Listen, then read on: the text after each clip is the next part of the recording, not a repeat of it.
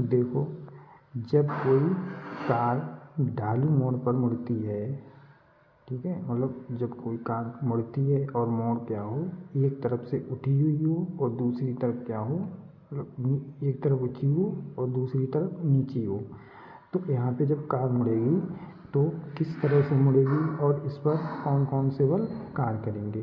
ठीक है, तो यहाँ पे देखो, जब मुड़ती है ये इसे मतलब आनत तल बोलते हैं। ठीक है, ये जो तल होता है ये कौन सा होता है, ये आनत तल होता है। और जब इस पर कार मुड़ती है तो क्या होता है, देखो इस पर किस तरह से बल कार्य करते हैं। देखो, जो अवलंब प्रतिक्रिया होती है वो तल के लंबवत होती है और भार होता है जो वो हमेशा तल के मतलब वो हमेशा नीचे ऊर्ध्वाधर नीचे की ओर होता है। तो यहाँ पे जो अवलंब प्रतिक्रिया है वो क्या करेगी कि जो मतलब इनके प्रतिक्रिया के बीच और भार के बीच जो कोण है वो थीटा हो जाएगा, क्योंकि ये कोण थीटा है तो ये भी थीटा हो जाएगा। अब ये थीटा है तो ये भी थीटा होगा, तो इसको वियोजित कर लेंगे, आर कास थीटा हो जाएगा और ये क्या हो जाएगा, आर साइन थीटा।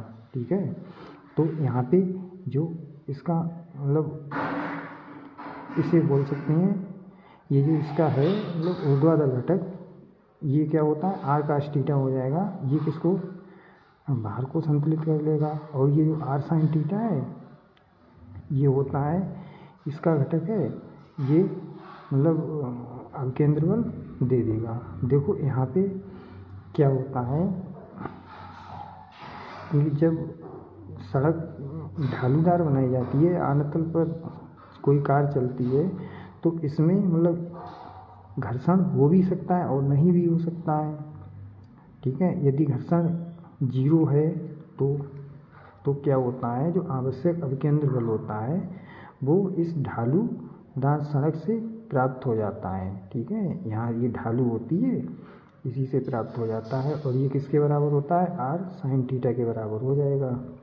तो देखो यहाँ पे क्या बता रहे हैं कि किसी क्षैतिज मोड़ पर तेज गति से मुड़ने अथवा तीक्ष्ण मोड़ के लिए घर्षण बल पर्याप्त अपकेंद्र बल प्राप्त नहीं कर सकता, जिसके कारण वाहन बाहर की ओर फिसलेगा। कहने का मतलब ये है, क्या बता रहे हैं इसमें कि जो क्षैतिज मोड़ पर तेज गति से मुड़ने अथवा तीक्ष्ण मोड़ के लिए घर्षण बल पर्याप्त अपकेंद्र बल नहीं कर सकता है।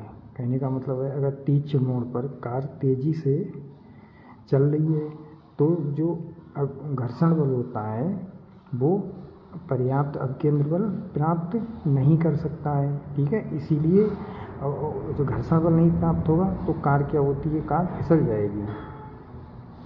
ठीक है, इसीलिए जो सड़क होती है वो कुछ ढालूदार बनाई जाती है, जिससे मतलब सड़क फिसले ना। ठीक है, अब सड़क ढालूदार बना दी गई है तो ये सड़क पर कार फिसलेगी नहीं, तो इसी से ये जो होती है इसकी प्रतिक्रिया का जो क्षैतिज घटक होता है इसी से क्या हो जाएगा, ये मतलब अवकेंद्र बल दे देगा। ठीक है, तो देखते हैं, यदि घर्षण बल कार्यरत ना हो यानी कि F बराबर 0 हो तो आर का ऊर्ध्वाधर घटक वाहन के भार को संतुलित कर सकता है। ठीक है, जबकि क्षैतिज घटक आवश्यक अवकेंद्र बल प्रदान कर सकता है। ठीक है, तो ये देखो हो गया भार mg हो गया, वो भार जो mg है वो आर कास थीटा से संतुष्ट हो गया है, और मतलब जो आर साइन थीटा है आर कास थीटा से mg हो गया और आर साइन थीटा से mv स्क्वायर हो गया। ठीक है, अब देखो ये जो कोण है इसे देखो कैसे निकालेंगे, ये समीकरण 1 हो गई, ये 2 हो गई, तो इसको 2 को a से डिवाइड कर देंगे तभी ये यहाँ पे आ जाएगा। तो ये क्या आ गई, ये चाल आ गई है, ये क्या आ गया, ये चाल आ गई।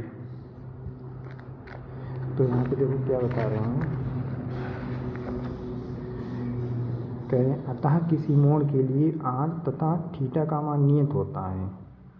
तब बी का मान भी नियत होगा, क्योंकि जो बी का मान है वो आर तथा जी, आर और थीटा के पदों में है। ठीक है, और यही कांस्टेंट मतलब यही चर हो सकते हैं, लेकिन यहाँ पे क्या है, आर और थीटा दोनों निश्चित हैं, तो ये निश्चित हो गए, तो इसीलिए बी का मान भी निश्चित हो गया। ठीक है, तो बी का मान वाहन के द्रव्यमान पर निर्भर नहीं करता है, अतः प्रत्येक ढालू मोड़ के पर मुड़ने के लिए वाहन की चाल निर्धारित होती है। ठीक है, कोई भी मतलब वाहन जब मुड़ता है तो उसके लिए ये निर्धारित चाल होती है। ठीक है, तो यही चाल इसकी हो जाएगी। ठीक है, और आगे कल पढ़ेंगे।